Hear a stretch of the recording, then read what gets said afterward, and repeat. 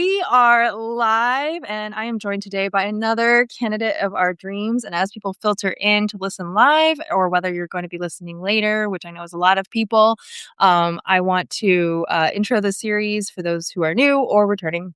But in this series, we are talking to progressive / pro-democracy / anti-authoritarianism candidates, and that is a much bigger tent than maybe we believe when we were just looking at social media. So just know that you're not alone, first of all. Second of all, we have a couple of ground rules. Not a lot of rules, but a couple of rules around here. One of those rules is that purity politics has to be left at the door. I will be heavily focused on policy and issues. I'm a very issues-focused person and platform. And so any candidate that I am talking to, of course, I am going to make them talk, real shop about what they would do in Congress. However, in a group of 435 individuals on one side and 100 individuals and a vice president on the other side, there are going to be a lot of different ideas about how we get things done. And we need to practice, even in these candidate interviews, being able to do that without immediately telling somebody that because they didn't sound our particular bell, that they're just wrong or, they've got it all messed up. So considering ideas, even if you don't initially love it, is good practice. Second rule is that this is not just for your entertainment. I'm sure Elizabeth and I will be immensely entertaining, but we do expect you to engage in volunteerism or donations, even if it's not necessarily for Elizabeth's campaign, though I do need to do Elizabeth's campaign. The whole point of this is to get you excited about the fact that we have this midterm election going on right now. They're happening right now. And you need to get plugged into your own district. And if you love where your district is and you feel like it doesn't need any more support, which some of us are in those categories, then find a candidate who needs your support in this country. Somewhere else in your state, somewhere in the neighboring state, or clear across 2 different coasts, whatever it is. But we need to get involved. And that's just the way things are if we want something different than what we have. With all of that in mind, Elizabeth, will you please introduce yourself to the people listening now and later? Yeah, absolutely. My name is Elizabeth Dempsey Beggs. I've been told I need to rebrand that to EDB. So we're working on that because I know it's not shorter and my name is long. I just was not willing to drop my maiden name when I got married. So now you get a long name. But I am running for Congress in Virginia's 1st district, one of those districts where we're not doing so good, but we will be. We are the number 1 most vulnerable seat that MAGA holds right now. So it's been a deep, deep red seat, and that is very, very quickly changing to the point that we are definitely going to flip it this year. We just have to do it the right way. Right. So I'm 29. I'm a mom of 2 little girls and a foster mom of 2 little boys. I have 4 kids, all under the age of 5, that I'm responsible for raising. Under 5? Yes, ma'am. Under 5. 2 sets of Irish twins. All 4 birthdays are within 4 weeks of each other. It's a really fun time here. My husband and I also share a birthday 2 weeks before that. So we just have 6 weeks of craziness. Right. Yeah, with Christmas and our wedding anniversary thrown in there. So Oh my gosh. at least you're like one big party. Our anniversary is also by Christmas, and I love it. I actually love that it's like that. So Okay. I think my husband will kill me for saying this out loud. We knew each other 6 months before we got married. We went to the courthouse. We were engaged 11 days. We were planning the big wedding thing, but COVID hit. We were also like, nah, let's go. Let's just do it. I'm good. Yeah. We're like, we're just going to get married. Let's go get married. But yeah, so I'm running for Congress here in the 1st district. A few fun facts about me. I actually interned for the Republican Party of Kentucky my freshman year at my undergraduate, and then I got an education and I served in the military. I was one of the first women to serve in combat arms after Congress lifted the ban. I'm sometimes referred to as Pete Hexef's biggest bully. And yeah, I entered this race because we got to make this better for everybody. Yeah, let's get into the why of your story, because obviously you're very passionate, and I think similar-ish directionality as my own, which is I used to be a slightly right-leaning independent, and now very left-leaning, but still an independent. And you're obviously running under the Democratic Party, so you know whether you identify as fully a Democrat or not, and who cares really at this point? Just what do we need to do electorally? But what led you to get from point A of interning for the Republican Party to here, where you're like, I need to run for Congress? Because there's a big difference between I'm really frustrated with Rob Whitman, who is the incumbent, and I'm going to run for Congress, right? There's a lot of runway between those 2 things. So I would love to hear how we got there. Yeah. I mean, it's kind of a long, complex way, but if you want to go back to, the way I was raised, I remember going to push rallies growing up. Mhm. My family was very strong Republican. My dad will still tell you he's a Republican, but he hasn't voted red in a decade at least and is out campaigning for a Democrat now. And then my mom's still very MAGA, but she's not really involved in my life and hasn't been for a while. But when I got to college, I was studying political science in my undergrad. I grew up in a small town in southern Utah for 4 years. That's where I graduated high school from. And I got a full ride scholarship to University of Kentucky. And I was there for Army ROTC. I was doing a pre-law undergrad. And I interned for the Republican Party because I did always have an interest in politics. It's not something that's new. I had an interest in the way that I wanted to serve. I felt like it was something that was supposed to be self-sacrificing and that wasn't supposed to be identified with one party or the other. It was supposed to be for the people. And, I'm old enough that I did grow up in a time where Democrats and Republicans got along. We had the same goals with just slightly different ways of getting there, but it was so respectful and so mutual. But that was 2015 that I interned for the Republican Party. So you can probably guess what changed during that time where I'm like, I don't think this is really for me. But then I was sitting, I was just questioning things. It was actually Amy McGrath. She's running in Kentucky now, but she Mhm. had first started running for Senate then. And I remember seeing a woman, seeing a mother, a veteran running for politics. And when I got back to my dorm and I looked her up, I was surprised that she was a Democrat because I'd always been told, Republicans are the party of patriotism, it's the party of the military. It's the party that loves it. Not so much, Democrats hate America, but it was starting to get there. And that really shifted my worldview. And then my roommate and her parents were Air Force veterans as well, and they were very strong Democrats. So it's kind of like, maybe this isn't true. And then when I went on to active duty, I recognized my career was possible because of Democrats, essentially, who fought for it to be that way, for me to be able to serve in combat arms, a role that I loved and that I was fully capable of. And who am I to not make sure that that's protected for every other woman that comes after me? Who am I to say I get a benefit from this privilege, but I'm not going to fight to make sure that you do too? Yeah. So when I was serving on active duty, COVID hit when I was pregnant for my oldest daughter. And I had a moment of awakening though, where even, I've been Christian, but then I started to question my faith with the rise of Christian nationalism. But even then, it preyed into, the pro life, pro choice. And I grew up very sheltered. And I was pregnant with her. And I told my commander, we were in Korea and I had orders to go back to the States in a few weeks anyway. And she was a surprise. She was a double birth control baby. We weren't trying to get pregnant with her. Yeah. And so I was like 8 weeks along by the time we figured it out. Mhm. And I told him, he's like, I don't really know what to do. I'm like, well, shit, sir, I don't know what to do either. Like, he was a 26-year-old guy. Like, he wasn't married or any of that. And then he called me back to his office 5 minutes later, and I thought I was going to be in trouble.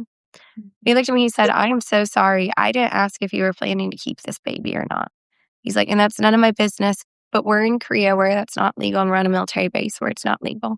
So he's like, I will have you on a flight home. You and me will know. I'll say you're there for a mission. I'll have you on a flight home tomorrow. Wow. And that was the time in my life I'm like, that decision was solely in his hands. Correct. Mhm. And I was like, no one should be in that position. And I understood how serious of a decision that was. And like the fact that someone would want to legislate that choice away from somebody Right. was insane. And then I started doing more research. I'm like, well, actually, the rate of abortion lowers under Democratic policies. And I just hated what Trump was doing. This division, this hatred, this was 2020. We're still active duty though. So it's the first time like we had a Biden sticker up on our fridge. And Mhm. that was like, out there for that. I'm Um, rebelling. and then I had a battalion commander when my daughter was born. She came a few days late and she came right after Biden's inauguration, the Mm. day after. And he texted me, he's like, she just wanted to hold on for a better world. I'm like, oh, I'm like, both of you're on my side on this too. Nice little And right there, like, "Yeah, what's so then I got little, more engaged, having more conversations with people. And I saw how bad it was getting in our military under Trump's leadership at the time too. And I was really worried if it came to that again. Um, so then I left the military. My husband left the military. I started being a lot louder online. And I felt it was a responsibility and a duty I had really as a young mom, as someone who was making a really good income in corporate too. At 27, I made $200,000. That's crazy. Yeah. Um, so someone making that, my husband's making good money too. So people like we were in this higher tax bracket and being able to say like, no, you should tax me more so children can eat. Yeah. Um, and as someone who teaches Sunday school, I had a duty to fight back against Christian nationalism. And I built a platform just yapping like this, essentially. And then I ended up, when we moved back home to where we settled down and we became foster parents, the big, beautiful bill just did so much damage that I couldn't be quiet. Yeah. I couldn't, because these kids, they don't have an advocate. Right. They don't have anyone fighting for them. Yeah. My husband lost his job with Doge cuts, which ended up being such a blessing for our sons Yeah. because he literally became their personal advocate Right. when he had his surgery canceled because it wasn't considered necessary anymore. Um, and then I ended up quitting my job over ethics, a job that, I was the breadwinner, I was making a lot. I felt like it was really becoming exploitative of people. It wasn't anything illegal, but I wasn't comfortable. It wasn't the leadership that I could bring forward. And I started more doing independent journalism. So I started being a lobbyist on the Hill with the ACLU and with veterans groups and for foster care. And 6 weeks later, I was challenged to run for this seat, knowing that I have the strongest potential in this primary to actually flip this seat, something the Democrats have failed to do for a long time by playing the same old playbook Right. of someone in their 60s, an attorney who's been in Democratic politics for a long time, and not even bothering to talk to anybody who votes red. Yeah. Where I go out and I talk to all these people who vote red. And I look like them and I talk like them. So it's easier. And I'm a veteran. So I get a seat at the table and I get that. And sometimes they just need someone to yell at because they are hurting. And I'm like, I don't want to be Rob Whitman in blue. Right. So I was asked to run and blew my family's life up to do it. And it's so worth it though. That's incredible. I'm a couple of things. First of all, I'm also a foster parent. So Uh, know, when yeah, I cried when the big beautiful bill was signed. I cried on the internet, in front of everybody. I was watching the final day on TikTok live, and I thought I could handle it, and then very quickly just, like, lost my mind and burst into tears. It was terrible. Um, People just don't want to recognize how bad it is because they can remove themselves from it, right? You can go sit in church on Sunday morning and pray for the orphans, but you don't actually want to involve yourself in it. yeah, You don't want to step up to the plate and you want to say, oh, well, like they didn't lose their medical insurance. Is that technically true? Yes. Was it so dramatically cut that it's almost worthless? Also, yes. right. Because It's so when Trump turned off SNAP benefits, you know who doesn't eat. right. Yeah. I know who doesn't eat. Our agency was fielding calls all day of foster parents saying, like, hey, without the stipend in your Virginia, part of your stipend comes from the SNAP. They're like, I don't know how long I can keep, they might have 5 kids in their home. Right, and they might end up having to disrupt or something, and There it's were multiple who were like, I'm going to have to take out a second mortgage. yeah, They're like, I can make it 2 or 3 months. Outside of that, like, I can't yeah, without literally having to refinance their home. right. Yeah, Mm. in our situation, financially, we're fine, like, we Yeah, don't same for us. Yeah, we were doubt it, but I was like, "That's not the point." Like, it's like, it's not about whether or not I'm fine, it's about because you can still care, right? You can say, hey, I'm fine, but I can still care about everyone who's not. exactly. Yeah, it was heinous. The clapping I remember the clapping, that was what got me. That was the moment where I was, like, trying to I was trying to be like, "Okay, people, I'm here to watch this with you, and we're gonna, like, get through it together." And then, there was this one, GOP rep in the House who was like, "Here we go," and I just lost it. I was like, "I cannot believe it's like the Coliseum up in here, and y'all are just, like, watching the gladiators kill each other." That's what Rob Whitman does. He Yeah, always claims he's like, I'm an advocate for foster care because I was adopted. No, not out of foster care, but he was adopted. Great. yeah, But when we call his office and we say, this is harming the children who live in your district, right. He's just nothing. yeah. He hasn't held a town hall in 9 years. And why do you think that is? Yeah, It's 'cause insane. And that's why I say, I don't want to be Rob Whitman in blue. right, you wanna be out there. Um, thank you s yeah, but like, seriously, thank you so much for just, you know, the through line I'm seeing in your story is constantly removing yourself and your personal circumstances out of the picture and just being like, "As a human, is this Yeah. right?" Period. Well, I Like think it's a lot when you ask why to run. It's because I have a duty to. right. Yeah, You know, that oath I took to the Constitution, it didn't end because I took my uniform off. Right. I still owe that. Mhm. I owe as a mother to make sure my daughters have just as many rights as I did. I owe it to every woman still serving, but I owe it just as someone taking up space in this country, in a country that I love. Yeah. I That's why I criticize it, is because I love it and I love it so much. yeah. So I have a duty to fight for it. I've never had to formally take the oath to the Constitution. I don't yeah, no, 'cause the closest I've gotten is, being a notary, and that's not an oath to the Constitution, it's a little bit different, um, but even without it, I feel like you said, taking up space in this country, it's like I have a duty to that document and to the people, to the we the people that it starts with, right? Like that's really what it's about. Okay, Elizabeth and I could gab forever because we've got a lot of similar through lines, and so what really this means is next time I'm up in the Richmond area, which happens fairly often, I'm going to call her and we're going to meet somewhere for coffee. But Awesome. Let's do it. that's what's going to happen. But We're in the having a s'mores party yeah. Oh, no. this year. Yes, Yeah. I did see that. Oh my gosh, Yeah. it looks very fun. Um, awesome. So, as I mentioned earlier, I'm very issues focused, and so I am gonna go through what I call the candidate of our dreams checklist. It's a Yeah. 9 list. And so I will go one by one, and you answer from the heart, and then we will discuss. Perfect. Easy enough.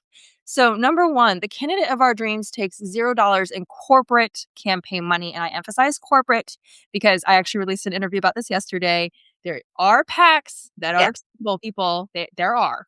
Yeah. But corporate PACs are generally not one of them. So, what are your thoughts on this campaign finance situation? Yeah. So for me personally, we take no money from corporate. We take no money from APACs at any foreign interest, any corporate. To me, that also includes if you are the CEO of a big corporation, same rules apply, right? Even if it's not your actual PAC. Now, like you said, there are some ideological PACs that are awesome, like Mother Funders, like Veterans for Responsible Leadership. These, if that was offered, that's definitely a conversation. But I made it clear I'm not going to take it with a promise to do anything. Now, will I promise to read your proposals? Yeah, of course. But I would do that to my neighbor, Right. right? Whether they're campaigning or financing his campaign at all. But that does make it hard because I have to become this really yucky person, even though I was a director of sales in a corporate role, to say, "Hey, you got $5?" Right. Right? And I love that that's what we run on because I love that I'm not responsible to anybody. Yes. Yeah, I'm not responsible to the Democratic Party. I'm not responsible to a PAC. I'm not responsible to foreign interest. I'm solely responsible to everybody who lives in my district Right. and And honestly the like whole country. you're literally running, right? I You're am. Yeah, running. so that is the way that I'm fundraising. My district is about 480 miles, Mhm. and in June, I will be running the entirety of my district, so I'm allowing people to sponsor a mile, and you'll get a little postcard showing you, like, what mile you sponsored. Um, so, we get creative with the fundraising, but there is so much that needs to change about campaign finance reform. Now, I'm not gonna come on here and say they need to be fully publicly funded because there does have to be some barrier to that, right? Like, you have to show you're doing some sort of work, just like we have to get all these signatures. Like, you know what? Maybe you raise $50,000 on your own from small donors, right? Or you get 1,000 people to make a $100 donation, right? Something where it's like, you can't just have one person write $50,000 check Right. and you get your signatures. Now you have access, right? Like you've had a little buy-in, you're doing the work. We can't just like give 100 people. Right. Um, but my short-term plan on that, because everyone says like overturn Citizens United, Congress cannot overturn a Supreme Court decision. They can legislate and then it can be sued, which then it can go to the Supreme Court and they can rule separately, or we can do a constitutional amendment. But it's not just us getting together and saying like, no, we're going to change this. But what we can do is some of that legislation. I propose spending limits per federal election. Yeah. So to me, that looks like, my kind of number out there is in a in any primary, sorry, for a House Representative primary, 150,000. Okay. That includes in-kind donations. So then you actually have to get volunteers out, right? You can't just go spend $100,000 for someone to go collect your signatures for you. That has to be people willing to donate their time to go do that. Right. Um, that more levels the playing field, doesn't have this barrier to entry. But yeah, I mean, it does feel yucky. I can look at like, great, 57,000 people follow the campaign on Instagram. Like, hey, if you guys all gave $1 one time a month, we would become the front runner in this campaign. we are name-wise, we are popularity-wise, but funding, like, it does become an issue where I have to spend my time making sure I can make payroll because I don't let people work for free. Volunteers, all that, cool. I don't take a salary, cool. But my campaign manager does have a salary. They're working full-time, they deserve a salary, and then my 4 interns all have a stipend. They are working. They need to be rewarded for that. I hate unpaid internships too. I could go on a whole rant on Oh, that. yeah, no, And agreed. Run a nonprofit, and I do my best to make sure that our internships are not unpaid. And it gets tricky when I'm dealing with schools because, with the credit and everything. Anyway, whatever. It's a whole thing. I know, yeah. But yeah, no, unpaid labor is very frustrating. Um, and I'm also a runner, not gonna run 400 something miles in a month ever. But I am very It will impressed. be the first time I've run that much, but and part of it, I am, on the actual tour, so I am symbolically running, like, I'll go run, 4 miles on a track, right, and cut them off. But on the tour of the first district, Right. we're driving in between some of these big gaps. If you look geographically on the map of the first district, like, I'm not Jesus, I can't walk on water. So I am going to have to make some adjustments here and there. And the point of that is to connect with people on that journey, right? Like, so it's planned out, when we're crossing the bridges, all that. We're going to drive that.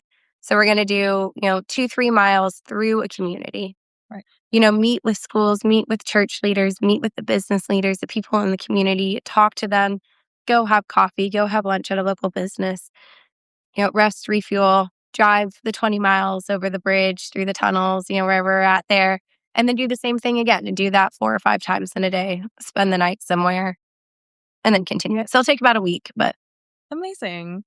Okay, that's so fun. And I'm a professional fundraiser during the day, so your instincts are actually quite good, I have to say.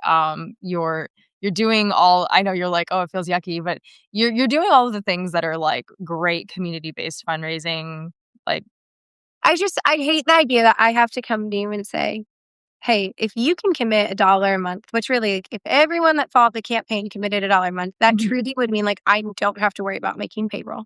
Right. And I can spend all my time out in the community and never have to, like, come on and rant about it. Yeah. But you shouldn't have to pay for me to get into office so I can go and make things more affordable to you instead of being beholden to a billionaire in a company. Yeah. That is just a very BS system Yes. that I hate saying, like, hey, if you do this, I can make things better for you. And, like, it's insane. Yeah, it is an unfortunate, like, catch-22. All right. Number 2, the candidate of our dreams term limits themselves and advances term limit legislation. There's a lot of there's a huge range of beliefs on this, so I'm interested to hear Yeah. you. So I fully support term limits, but I'm not going to say that's the number one priority. And I am going to say, in Congress, you're there for 2 years. When I first go in, I will be under the Trump administration. Mhm.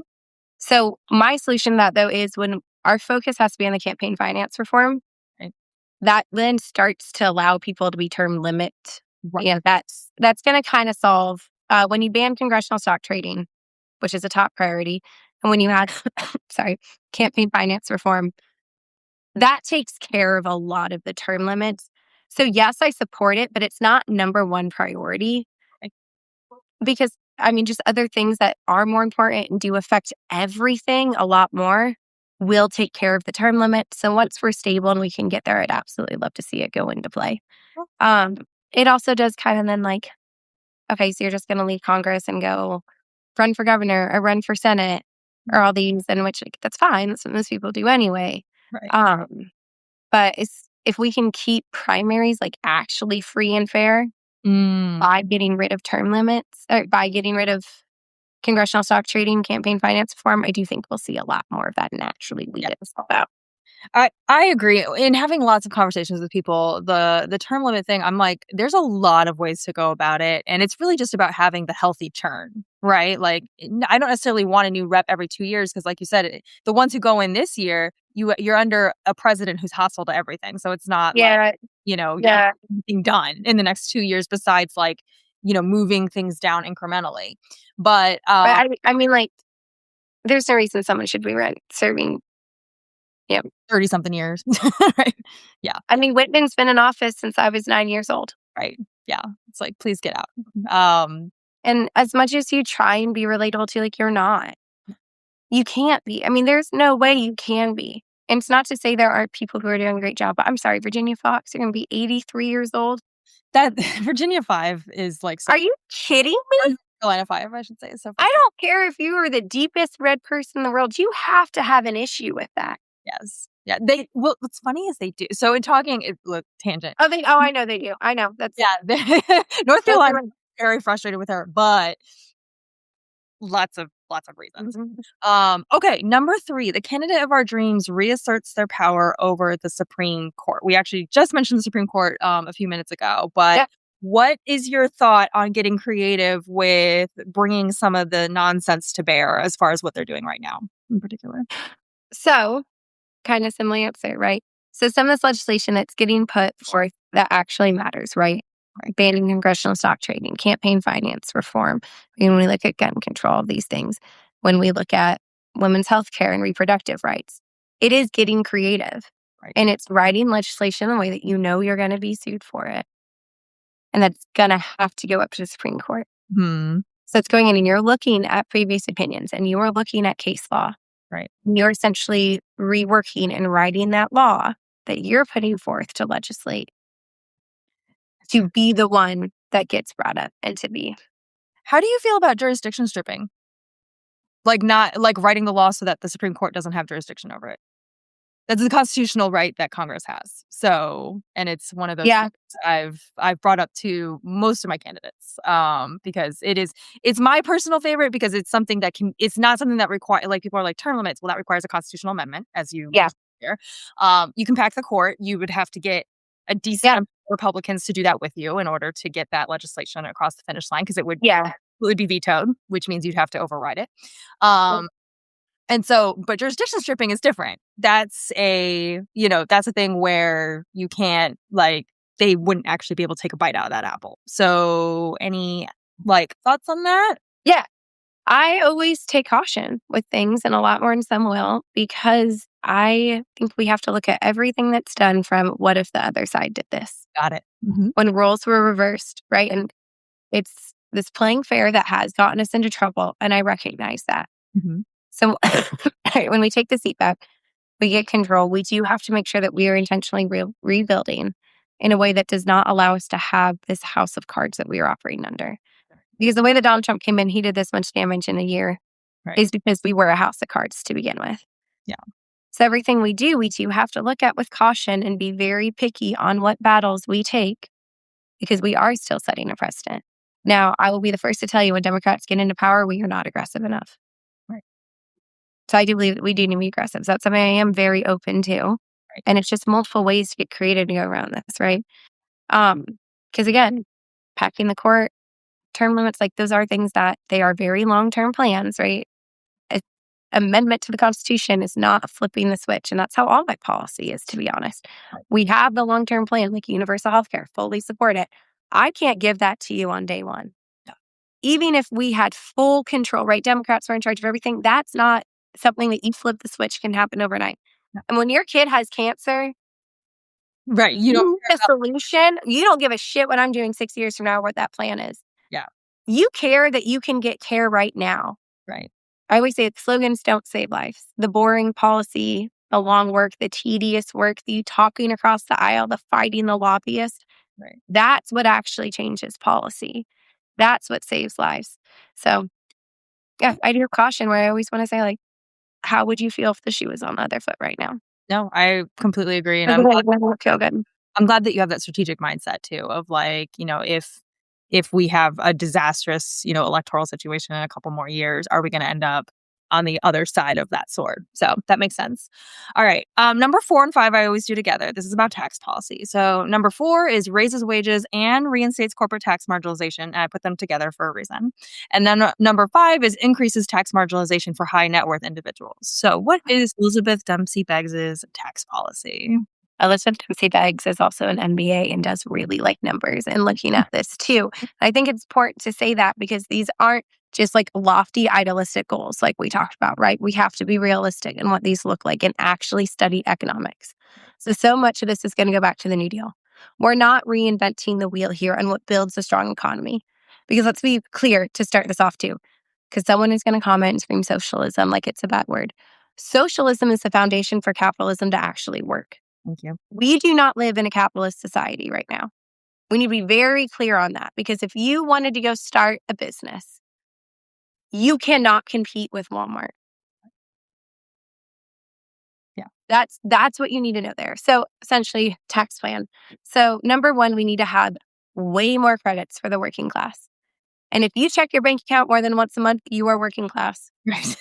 If you know what day your paycheck hits, Yes. you are working class. Mhm. Because again, the Democrats have a terrible messaging though when we talk about a wealth tax, right?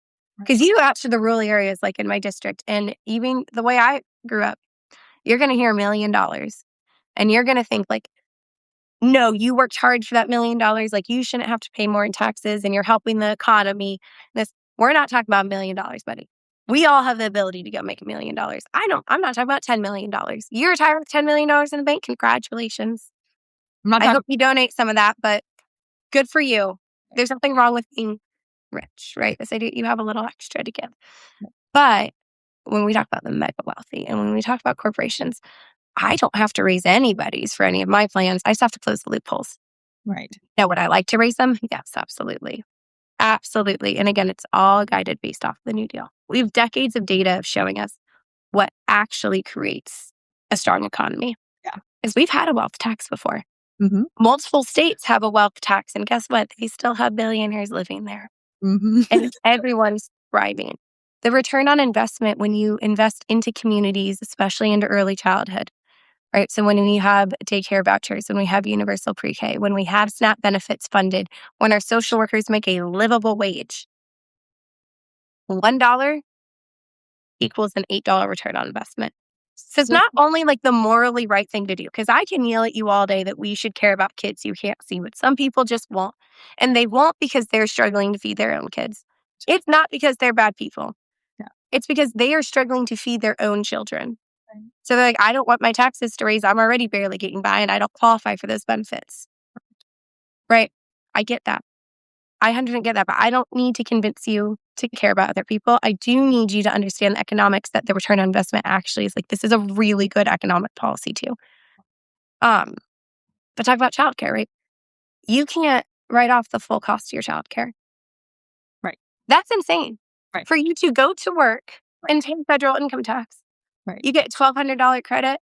For anyone watching the Sea of Kids, raise your hand if you paid more than $1,200 last year in childcare. Paid more than that in a week. Right. In like a couple of weeks. That's about it. I mean, I have 4 kids under 5. Like, Yes. I don't want to see that bill. But at the same time, your childcare workers don't get paid a livable wage. Paid nothing. My husband quit his job to become a firefighter, and it is not a livable wage. Like the first time we saw his paycheck, we knew it would be lower. We knew it was a pay cut. And we have other ways that like we pay our bills and stuff. Because it's also when I quit my job to run for Congress, so income changed dramatically very quickly. But when you look at it, I'm like, no, it's truly not livable. It's not a budgeting problem. It is that there is not a single apartment available in a decent area that's a 30-mile drive from the fire academy that you can afford to live off as a single person, a 1-bedroom apartment, pay your electric bill and the gas to get to work, car insurance and your cell phone bill, and have it's like $200 left over to eat. Mm-hmm. That's not including if you have a car payment, if you have student loan payment, if you have that. It's like there's so many things we can do to make life more affordable on the tax plan. But long story short, yes, I support a wealth tax. It's a lot of the tax plan. Just look at the patriotic billionaires. Their tax plan is almost verbatim exactly what mine is. Amazing. I love the patriotic millionaires a lot. I Me think too. Huge fan. yeah. It just shows because the message there, and they're so good at the messaging on it. You can have money, guys. You can work hard and live a life of luxury. Right. That's fine. Right.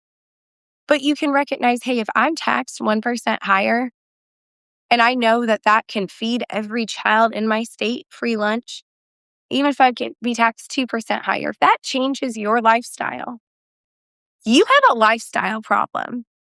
Yeah. And you do have an obligation and a duty to people. We know trickle down economics doesn't work. Could it be a great idea in theory if people weren't greedy? Sure. But guess what? People are greedy. Yeah, it's not realistic. You sound a lot like Frances Perkins, who is my historical hero, and anyone who's watching and hasn't already heard me talk about her, but that's FDR's labor secretary and the one who engineered the New Deal. And she was an economist. She had gotten a master's degree from oh shoot, now I forget. I want to say Johns Hopkins, but that's not right. It's a different, like also Columbia. So she got her master's in economics from Columbia, and that was her, that's how she sold it to everybody. She was like, this is an economic package. This isn't welfare, it's not whatever, she was like, this is how we actually build like a healthy but fiscally, flourishing nation. And that's what got her to be FDR when he Well, honor, like got, she was his not labor secretary, but whatever the equivalent was then. And yeah. and he dragged her to the White House and wouldn't let her leave. So I there's hate how we vilified this word of welfare too. yeah. Because you can say, is there going to be some fraud, waste, and abuse in it? Sure. You know Right. what? I don't really care. Right. Because you know who the true welfare queen is? It's Walmart. Right. And this one drives me crazy because, and I did a deep dive on this when they were cutting SNAP benefits because of how it affected foster care, right? And Walmart operates in 19 countries. We are the only country they operate in where they do not pay a living wage to the majority of their employees. And I guarantee you, if they could not be profitable, why doing that in other countries? They just would not operate there. They absolutely can pay a livable wage and be profitable. What they do is 90% of their employees qualify for SNAP benefits.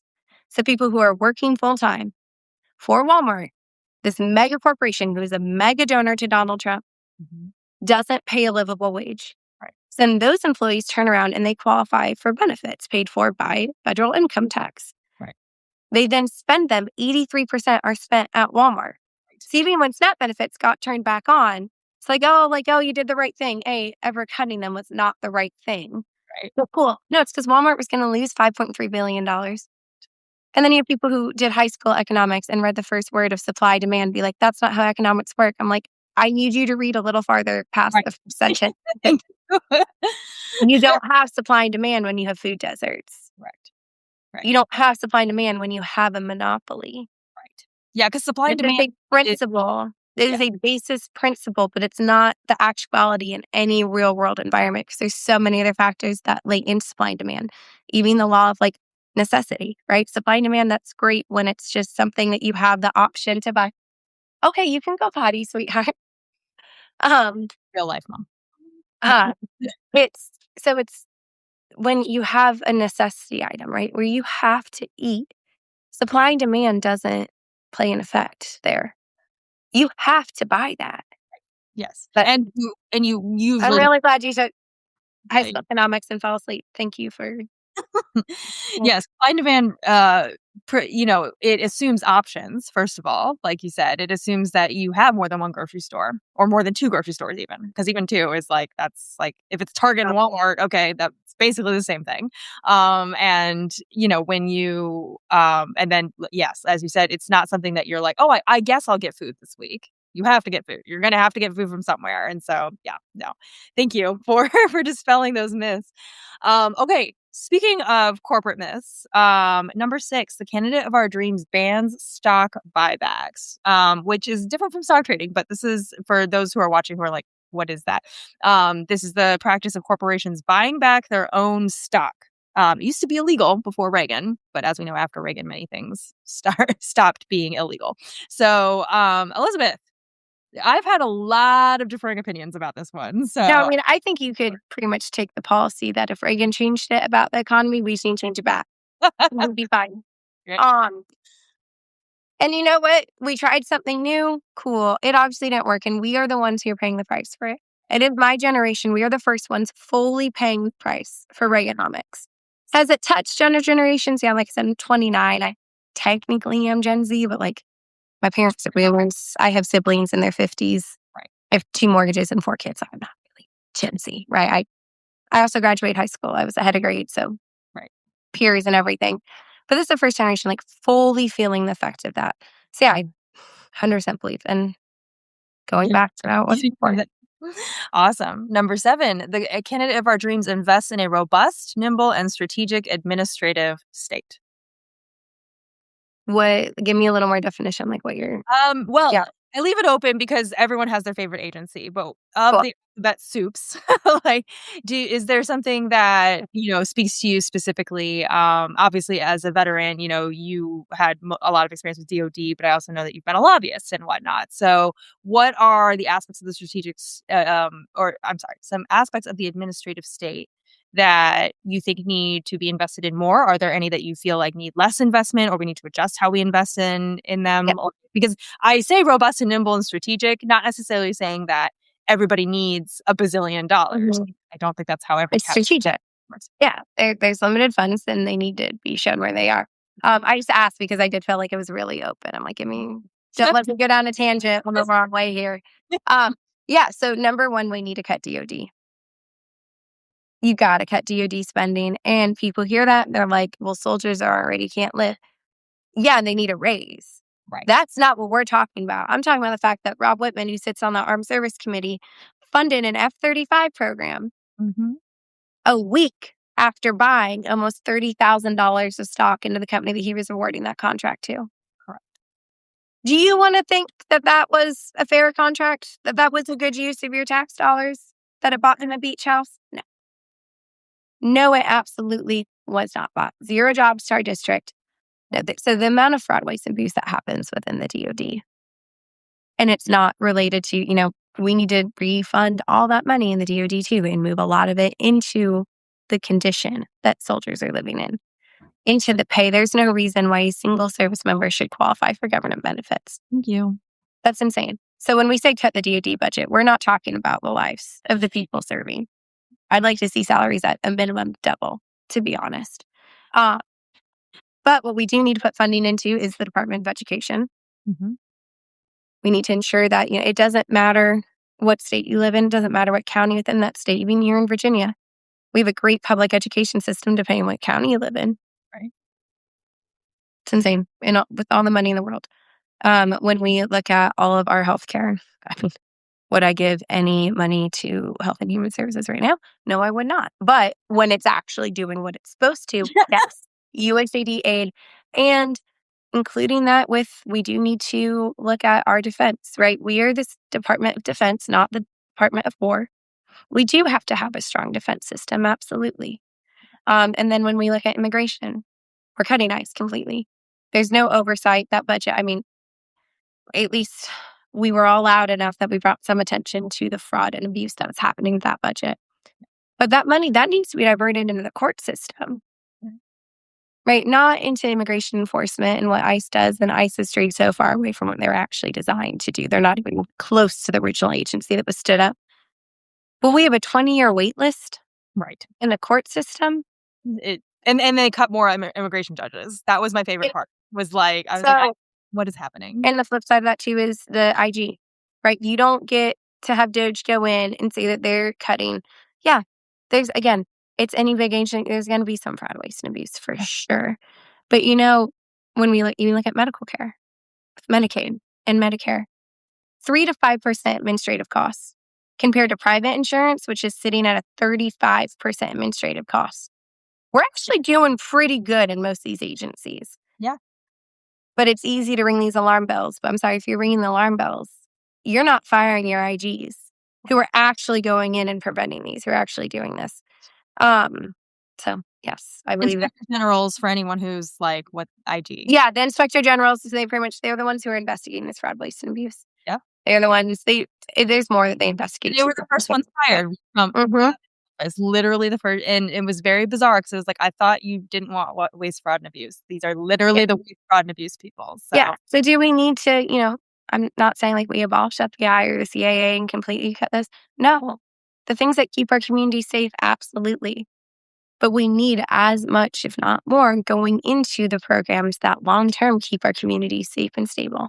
correct. That ensure that we have a safe planet to even give to our kids, right? Right. Ensure everyone can get an education. Yeah. And that's just, again, it's a duty of being a citizen.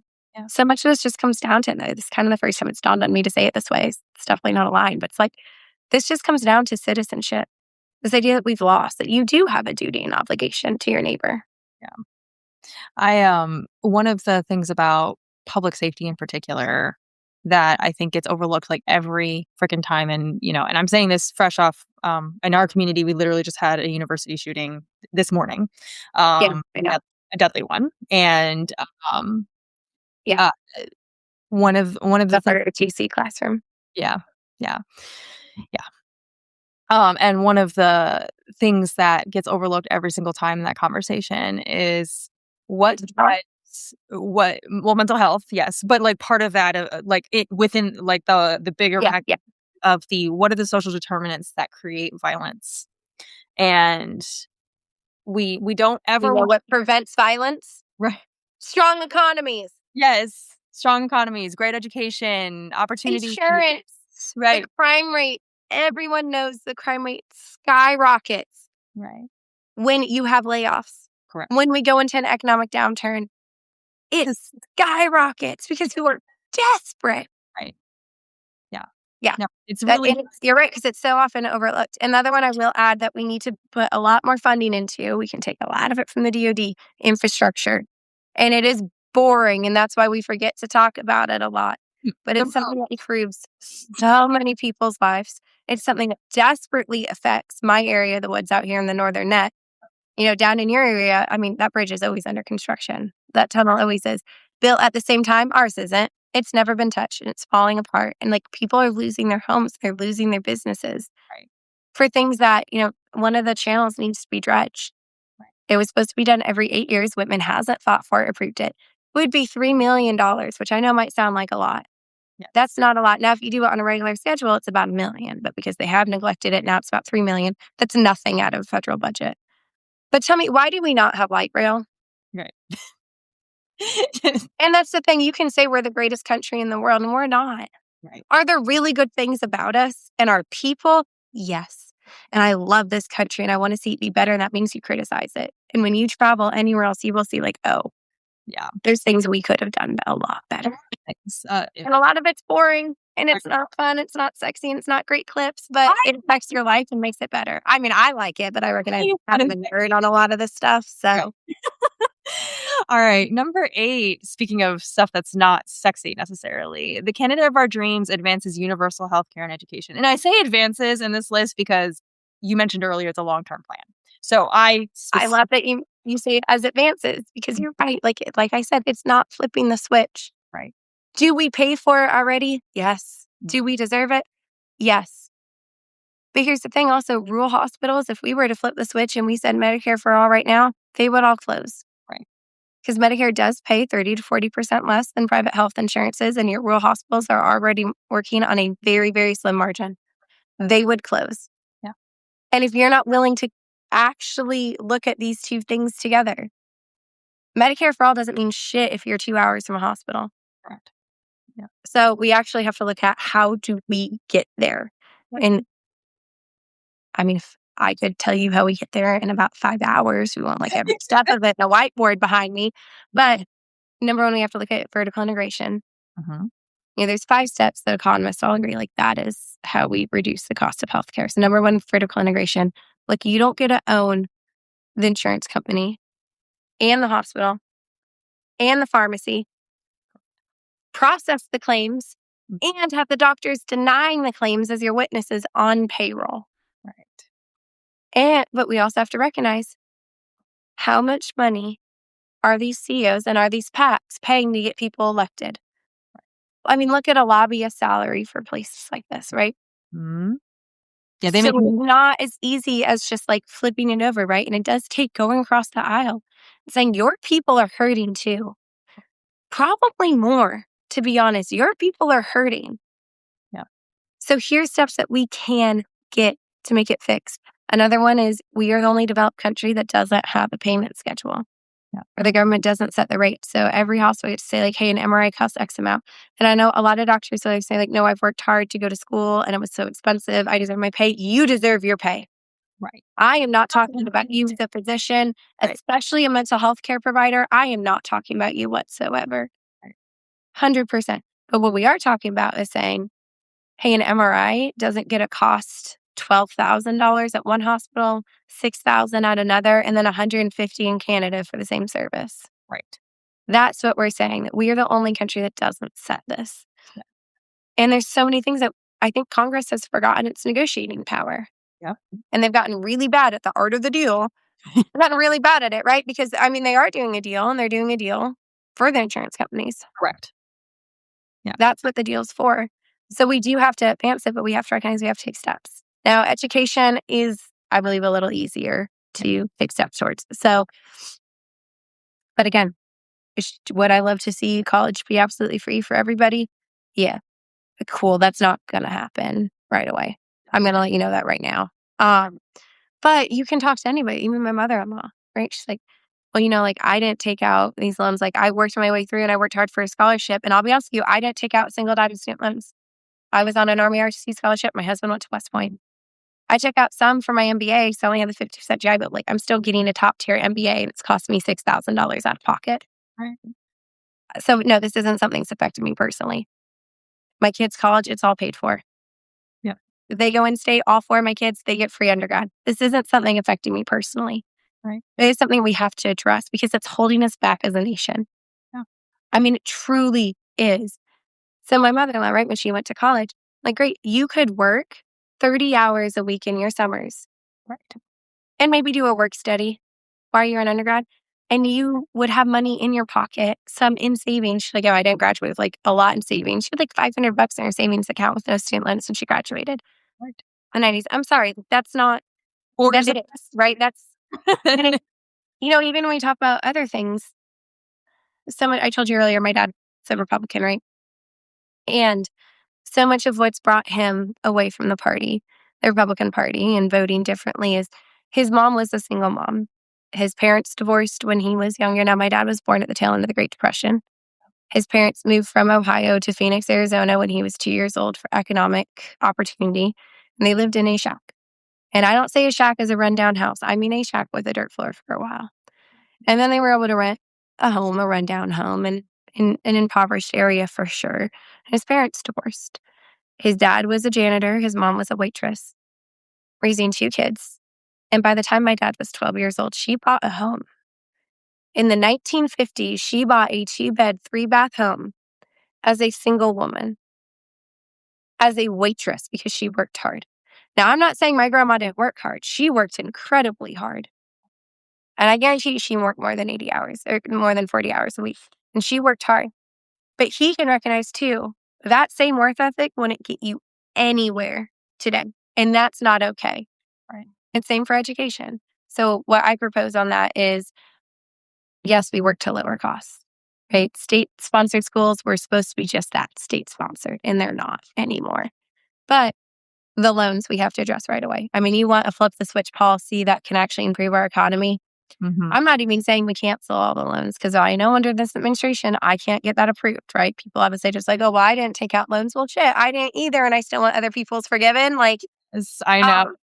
But so whatever. Would I love to see them be canceled? Yes, sure.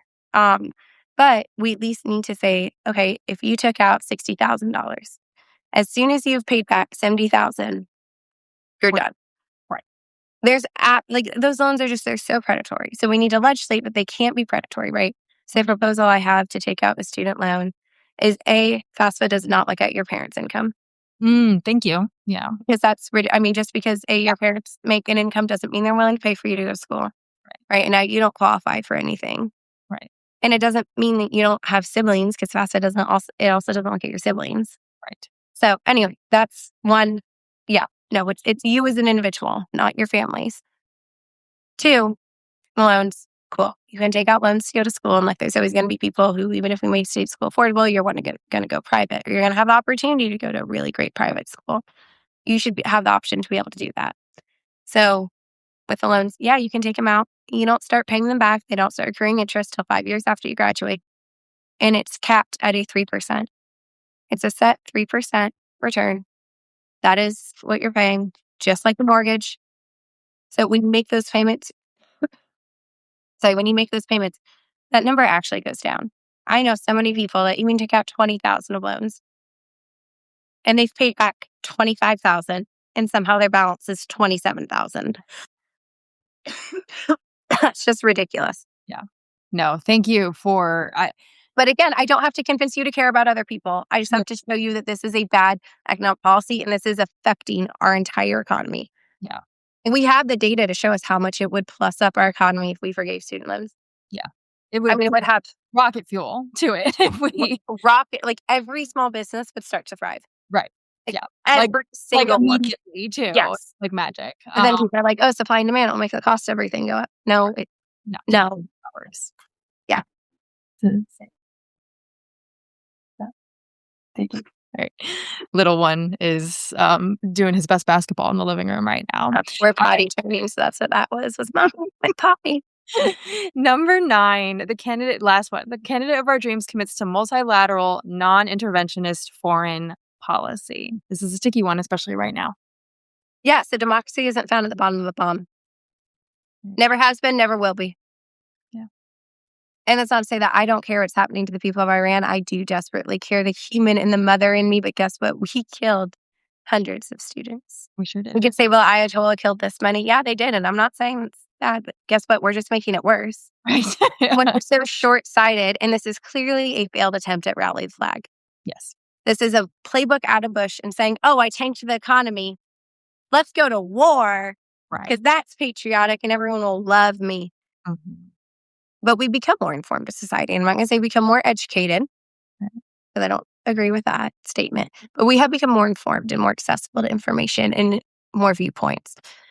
And it's not working, right? So I do say it's a failed attempt. But we have to invest. Again, it's a duty we have as the richest country in the world Mhm. into multilateral diplomacy. And that looks so, so different every place. Yeah.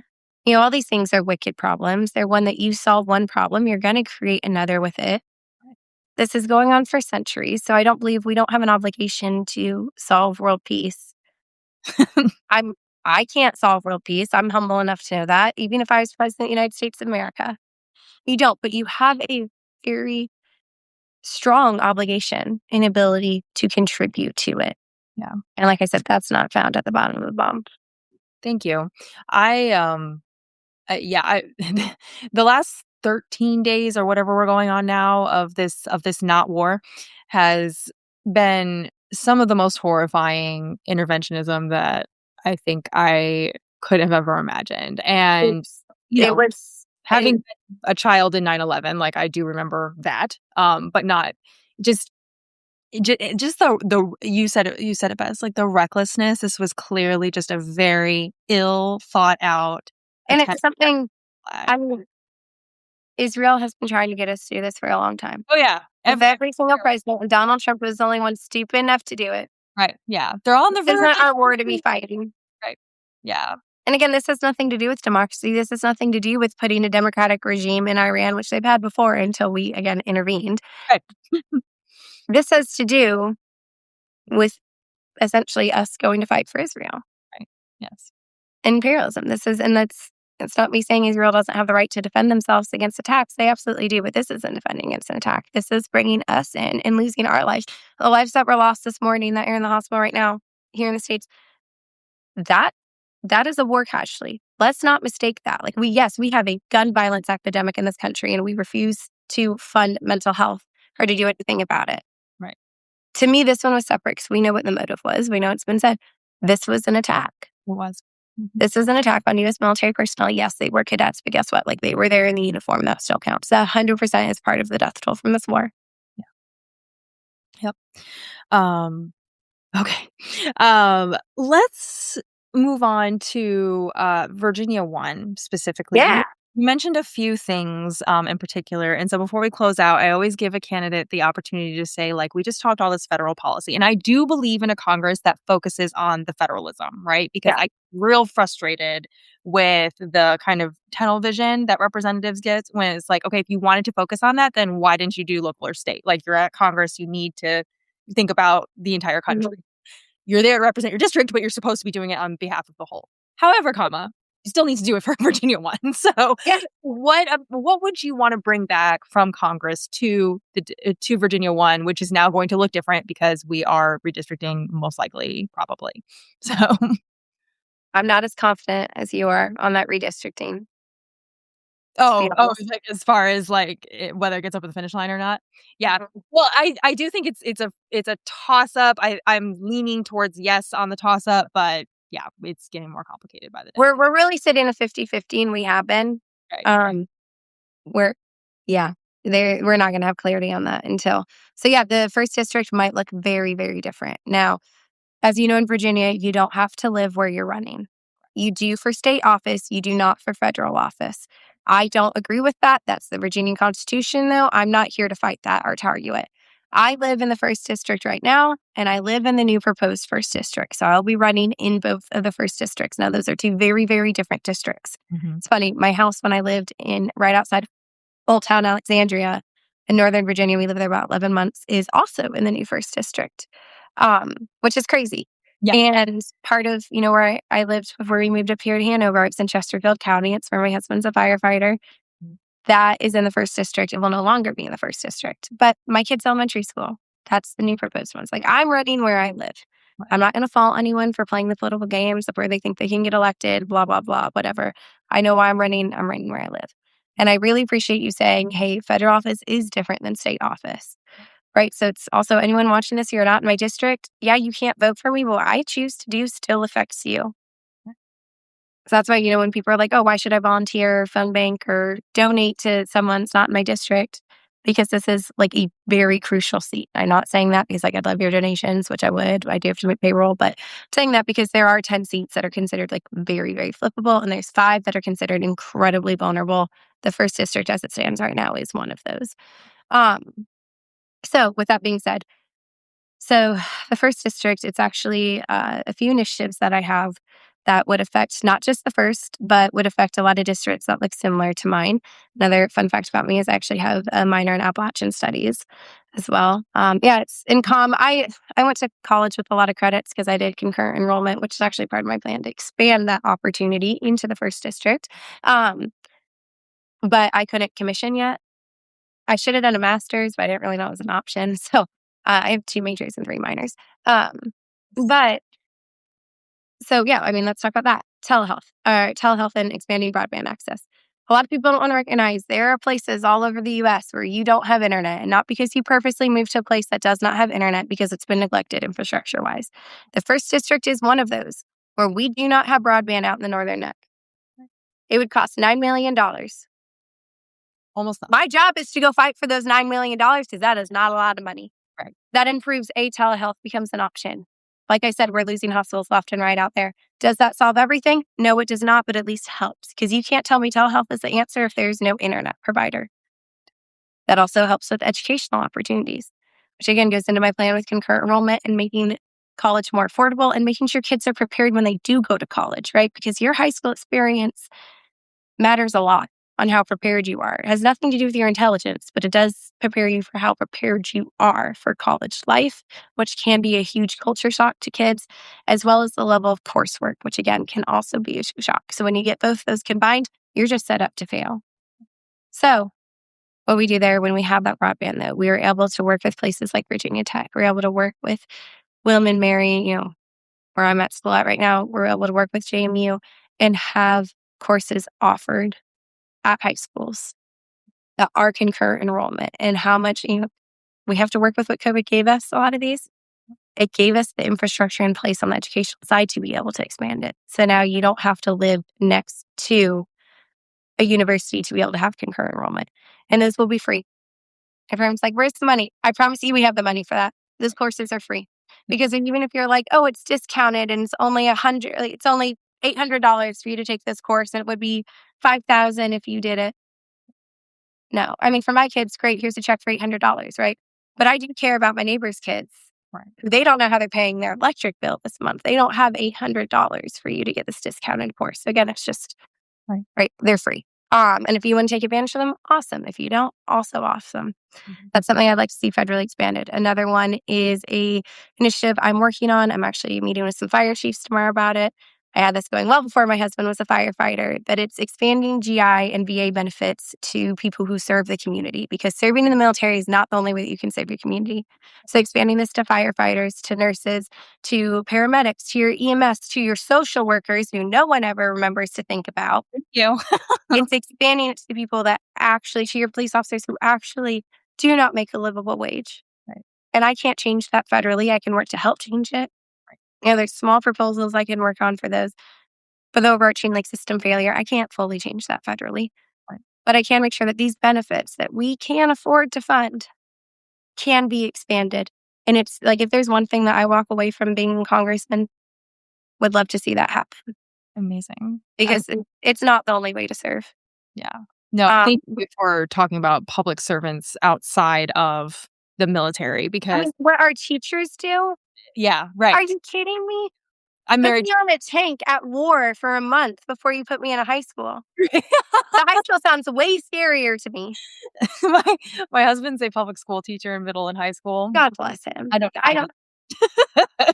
I went and I spoke at a high school on Tuesday, and they were awesome. And I will say, anytime I go to high schools and I go to young Dems and universities, their questions are so good, and they ask the hard questions, and it matters. It's just really good to see it matters. This is their future. No one's coming to save them. No one's coming to save me and my generation. We have to take this for ourselves and fix it. But walking through the halls, I'm because I was, I almost got held back in the third grade, so I was too shy to talk in class. Mm-hmm. My teacher told me I want to graduate high school. It's public school was not always the best experience for me, so it's different going back this way. And I had a cold from my son, so my voice was I was kind of losing my voice, and I was hey, don't crack. And then later that night, I got pulled on stage at the Dropkick Murphys concert, and they shoved the mic in my face, sing this line. And I'm oh my God, I cannot let my voice crack. I've been losing it. Awesome, by the way, that you were at. It was so fun. But I'm that would have been the most embarrassing moment of my life. It could have turned from a really cool moment to the most embarrassing really quickly. Oh my gosh. It was but yeah, I could talk about the proposals I have to help the first district immediately. But like you said, it's federal office. So there are some things that it's state level, right?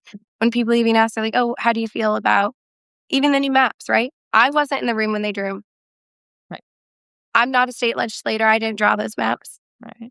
When some of the gun control bills that have been put up, some of them weren't my favorite. I don't think they're the best educated. Do I believe we need common sense gun control? Yes. I don't think they went about them in the right way. Again, I'm not a state legislator. Right. I didn't write that proposal. I'm not voting on that proposal. That is a completely separate person. Again, our government's very complicated as to explaining this. Right. But there are a lot of things. My job there is to advocate for the first district. Right? I'm not there as Elizabeth. I'm not there as a representative of the Democratic Party. I am there as a representative from Virginia's first district. That's what matters. It's not representing corporations. It's not representing that. And that's why you're addressed the way you are on the House floor. Yeah. With the Congresswoman from Virginia. Right. That's what's said, not by name, because my name doesn't matter. I would love to do this anonymously. What matters is my people and my district and what they need. And there's a lot that we need that Whitman has not fought for. Yeah. And that can be fixed on the federal level. So there's no reason that we haven't had it done. Elizabeth, thank you so much for just the most thoughtful replies to all of these very, like you said, wicked problems. I love that you brought up that, because it's, it's one of my favorite public service wonky terms is, these are problems that we wish there was. If there was an on-off button, we'd all be pushing the button, guys. It's right. It's not because people are being purposefully obtuse or not wanting a solution. And that's why and it's things people don't always want to hear. Right. Yeah. Because they are boring and they are wicked. It's and I said that when I even made a video about my medical plan. I'm a lot of you don't want to hear this. Right. But if I tell you that I won't do anything short of universal health care for everybody, that I'm going to bring that to you my first term in office, if I said that to you, I would be lying to you for your vote. Right. And slogans are not saving lives. Right. And it's not going to help you. So I'm sorry if it's not what you want to hear. And I'm sorry that it is the boring part. Right. And yeah, do we need to be aggressive? Absolutely. Yeah. But I'll throw hands on the floor if I need to. That's fine. That's what I'm ready. I'm ready for some UK style parliamentary fisticuffs going on. Amazing. To close out, I always let our candidates tell us where we can find you, and how we can support your campaign. Sponsoring a mile, obviously, seems like a very obvious choice, everybody. But anything else, like how do people find you? Any Yeah. upcoming events? And also tell us the new electoral dates because all the dates got shifted because of this whole redistricting Yes. system that we're Which going. is actually so much in my favor, which is Yes, awesome. thank you so But much. you can find me everywhere at Elizabeth for Virginia spelled out. So online, elizabethforvirginia.com, Instagram, Elizabeth for Virginia, TikTok is Instagram for Virginia. We did have to download Twitter because one of we went viral on Twitter, which was cool. Yeah. And even like trying to insult me was like, this was really good. It's real, right? Yeah. People are like, whatever strategist company you hired. I'm like, so that was me. Right. I'm like, there's no strategist money around here. Name is Um, that's I think it's like Elizabeth. I think that's like the letter for VA, so it has to right. be shorter. Yep. Mostly, I mean, go to Instagram. That's where you're gonna get the most because I'll just talk like this on stories a lot. We do a town hall every Wednesday on Instagram. That's live. Um, and then to support, if you're not in the district, come phone bank for us. I know it sounds really small, but data shows us 7 touches with a voter and you've earned their vote. Especially if one of those is face to face in person with me, and my job is to be out there and being face to face as much as I can. So just leaving a voicemail saying like, "Hey, Elizabeth Dempsey Beggs is running your district." That's a touch that helps a lot, especially when we don't have $1 million to just flood everyone's feed with ads. Um, you can sponsor a mile. That's awesome. $20 per mile. Would love to see it. You can find that link right in my every bio everywhere. Sponsor a mile is a good one. I promise you will not get spammed with text or emails from us. And every Saturday, except this one, so don't hold me to that one, at 9 a.m. within, if you're in the district or even if you're just local to Virginia, we do a community run walk playground event. My kids mostly go to it if it's not freezing cold out. So, all different paces are welcome. Everyone's welcome. We're just there and we're just getting together and having community. And we go door knock after. You don't have to, but if you're there and you want to stick around, go knock some doors. Awesome. Amazing. Elizabeth, thank you so much for um all the service you've already done for our country in the armed forces, as an advocate on Capitol Hill, and now as a foster parent, like as all of these things, and now running for Congress, which is like one of the hardest races that anyone will ever do as far as offices concerned. Yeah, I mean, it wasn't my plan, right? I didn't grow up dreaming of the day I'd run for office, and I didn't think it'd be at 29 for federal office. Yeah, but it's what we need right now. So how could I not? There you go. You answered the call. All right, everybody. As usual, when I send out the full recording, I will include links and all the things. So if you were like, what is all of that? Don't worry, it will come to you. We have until August 4th Yes, to get yeah, um election dates. Yeah, August 4th is the primary day it for is. the Democratic and Republican, I should say, Which primaries. Virginia has open primaries too. Yep. So Yep. even if you are a registered Republican watching this and you are just tired of Whitman, You can vote for yeah, which one you want. and get out, or you know that your parents Right. are registered one way, or your cousins. There's like, well, I don't like Trump, but the Democrats don't put anyone better forward, which I mean is Not there's wrong. some truth that Not is wrong. it as bad as Trump? No, but is there some truth to that sentiment? Absolutely. Yeah. Primaries are what matters, and Virginia has open primaries. So yeah, early voting starts June 18th, and election day is August 4th. Yep. And then, of course, the general is November 3rd, where we hope to have Elizabeth as our nominee. Where we will. Amazing. All right. Well, everyone, have a great evening. Elizabeth, thank you so much. You and I again for sure. And otherwise, have a great night. Okay, thank you so much for everything you do. Of course. Thank you. Bye bye.